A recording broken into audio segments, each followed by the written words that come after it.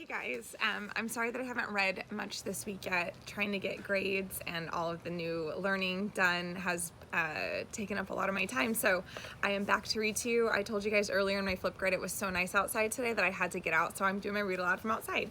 So we're on chapter 55 called The Attack. So if you're not really sure where we left off last week, what I would encourage you to do is go back to, I'm not sure if it was number 14, but go back to the previous read aloud, listen to it, and then you'll be ready for today, okay? So chapter 55 is called The Attack.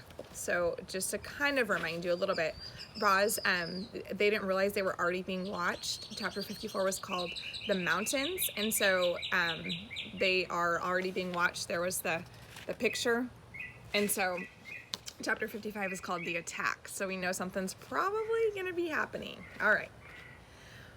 Wide mountain meadows made the robot nervous.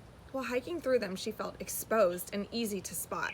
Camouflage helped, but it was hard not to notice a walking clump of wildflowers, especially one accompanied by a goose.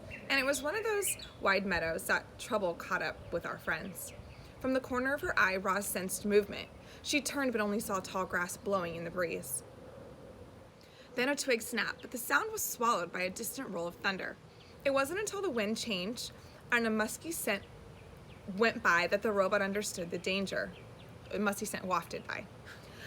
"I smell wolves," whispered Roz. Brightbill's eyes grew big and round, and then he whispered back, "What should we do?" Before Roz could reply, two wolves leaped out from the brush. They charged toward the robot, snarling and snapping their jaws. Roz heaved her son toward the sky so that he could fly to safety, and then she burst into a sprint. The robot zigged and zagged across the meadow, trying to shake off the wolves. But when she dashed through a patch of soft ground, she slipped and toppled into the grass. The wolves quickly surrounded their prey, heads low, ears drawn back, deep growls rumbling through their teeth. "Remember us, Roz?" said the huge male with the scar. "Hello again, Shadow," said the robot, slowly getting to her feet. "And I believe your name is Barb." "You have a good memory," said the female wolf. "Actually, I have a perfect memory," said the robot. "And yet you've forgotten your rifle," said a toothy smile as Shadow's face appeared. "You aren't so tough without your rifle, are you?" Barb sniffed the breeze. Where's your pet goose?" And then she saw Brightbill perched in a lone tree in the middle of the meadow. "He is not my pet. He is my son," Shadow chuckled. "We've heard the stories about the robot mother and her son, the goose. They're very touching." He turned and barked, "Join us, Brightbill. We'd love to meet you up close." "Stay where you are," hollered Roz. "I will take care of them." "You will take care of us?" growled Shadow. "No, Barb and I will take care of you." The robot's computer brain hummed as it tried to make a plan. The wolves were stalking toward her. Any second now they would attack. Roz knew she had to do something, anything, so she stalled. "Shadow, Barb, is it just the two of you?" Roz scanned the meadow and saw no other wolves.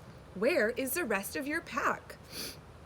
Well, that was a wrong question to ask because the fur on Shadow's back stood up and he snarled, "This is my pack now."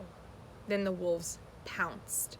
But Roz wasn't there. With all her strength she had in her legs, the robot launched herself up and away, and now she was soaring through the air in a long, graceful arc. So you can totally visualize that, like in your mind, make a scene of what that looks like.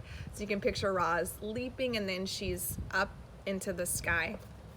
Once her feet stomped back to the ground, she launched herself up and away again.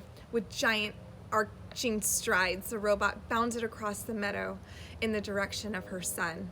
At first, the wolves were baffled by the robot's strange escape, but they were expert hunters. They raced after her, studying her closely, watching where she landed. And when Roz made her final leap toward Brightbill's tree, a heavy paw knocked her off balance. She tumbled through the air and slammed against the trunk. Leaves shook loose, dead branches crashed down, but the robot held tight to the tree. "Ma, are you okay?" said the goose as he fluttered to his mother's side. "Oh, just some light scrapes," said the robot, and she pulled herself onto a sturdy branch. So there's her leaping through the air. Below the tree, the wolves were howling with laughter. "Ha!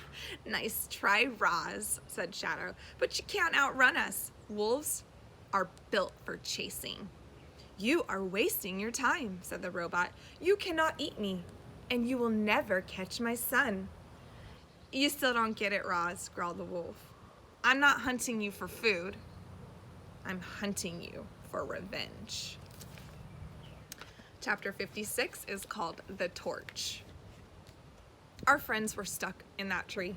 They sat in the upper branches high above the wolves, trying to calculate an escape. Bright Bill could fly off whenever he liked, but Roz, she was gonna have to come down eventually. And when she did, the wolves, they would be ready. Shadow and Barb stretched out in the shade. They glanced around and licked their fur and sniffed the mountain air. The wolves looked comfortable, and yet there was tension between them. "I'm hungry," growled Barb. "I want to eat rabbits and deer, maybe go back to the farm country and just prey on livestock. Anything is better than hunting a creature that can't be eaten." "You can eat all the animals you like," said Shadow, "after we kill the robot." Barb grumbled with frustration. She didn't understand Shadow's need for revenge, but now she was going to stay loyal to her mate. Day turned to night and the wolves started yawning. Barb's eyelids became heavy. Shadow's body became weary. Then the soothing song of the crickets lulled them both to sleep. The sight of sleeping wolves reminded Roz of those long winter nights on the island when wild animals crawled into her warm home and slept. She remembered the frightened look in their eyes as they saw fire for the first time. And this gave Roz an idea. Quietly, she broke off a dead branch from the tree trunk. Then she took the lighter from her tool belt and held a flame under the branch's knobby end until it was blazing. And then she dropped down to the ground. Shadow and Barb snaped awake to find the world bathed in orange light. Towering above them, looking like a demon, was the robot. Her eyes were glowing. Her mouth was roaring. In her hand was a torch, flames rippling, embers whirling into the air. The wolves, they had never seen fire. It was beautiful, and it was terrible. Deep inside, they felt their wolf instincts telling them this ball of swirling light was dangerous. Their instincts told them to run for their lives, and when Roz lunged toward them, they ran. Barb yelped, Shadow whimpered, and the two wolves raced away from the fire just as fast as they could.